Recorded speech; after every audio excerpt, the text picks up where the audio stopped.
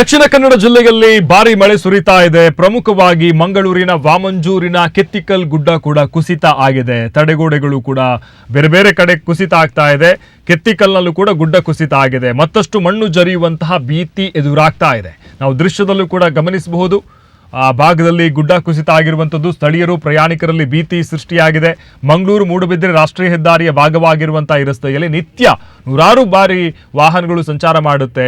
ಮಳೆ ಮುಂದುವರಿಯೋದ್ರಿಂದ ಗುಡ್ಡ ಮತ್ತಷ್ಟು ಜರಿಯುವ ಅಪಾಯ ಇದೆ. ಹೀಗಾಗಿ ಮಾರ್ಗದಲ್ಲಿ ಪ್ರಯಾಣಿಸುವ ಸಾರ್ವಜನಿಕರು ಜಾಗರೂಕತೆಯನ್ನು ವಹಿಸುವಂತೆ ಈಗಾಗಲೇ ಮನವಿಯನ್ನು ಮಾಡಲಾಗಿದೆ. ಪ್ರಮುಖವಾಗಿ ನಾವು ಗಮನಿಸಬೇಕಾಗುತ್ತೆ, ಕೆತ್ತಿಕಲ್ ಗುಡ್ಡಕ್ಕೆ ಏನು ಅಲ್ಲಿಯ ಸಮಸ್ಯೆ ಆದರೂ ಕೂಡ ಅಧಿಕಾರಿಗಳು ಮಾತ್ರ ಅದಕ್ಕೊಂದು ಪರ್ಮನೆಂಟ್ ಸೊಲ್ಯೂಷನ್ ಅಂತ ಮಾಡ್ತಾ ಇಲ್ಲ.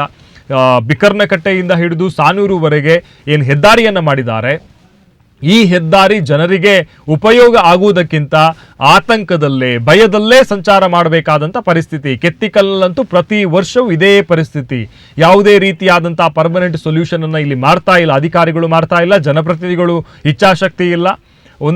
ಒಂದು ಬದಿಯ ರಸ್ತೆಯನ್ನು ಮುಚ್ಚಿದ್ದಾರೆ, ಇನ್ನೊಂದು ಬದಿಯ ರಸ್ತೆಯಲ್ಲಿ ಸಂಚಾರ ಆಗ್ತಾ ಇದೆ. ಏನಾದರೂ ಅವಘಡ ಸಂಭವಿಸಿದ್ರೆ ಅಲ್ಲಿ ಮೇಲ್ಗಡೆ ಮನೆ ಇದೆ, ಕೆತ್ತಿಕಲ್ ಗುಡ್ಡದ ಮೇಲ್ಭಾಗದಲ್ಲಿ ಮನೆ ಕೂಡ ಇರುವಂಥದ್ದು, ಹಲವಾರು ಮನೆಗಳಿದೆ, ವಾಸ ಮಾಡ್ತಾ ಇದ್ದಾರೆ ಜನರು. ಏನಾದರೂ ನೀರು ಏಕಾಏಕಿ ಬಂದು ಕುಸಿತ ಆದರೆ ಎಲ್ಲಿ ಇರಬಹುದು? ಕೆಳಗಡೆ ಇರುವಂಥದ್ದು ಪ್ರಪಾತ, ಹೆದ್ದಾರಿ ಇದೆ, ಹೆದ್ದಾರಿಯ ಪಕ್ಕದಲ್ಲಿ ಇರುವಂಥದ್ದು ಪ್ರಪಾತ. ಯಾಕೆ ಅಧಿಕಾರಿಗಳು ಎಚ್ಚೆತ್ತುಕೊಳ್ತಾ ಇಲ್ಲ?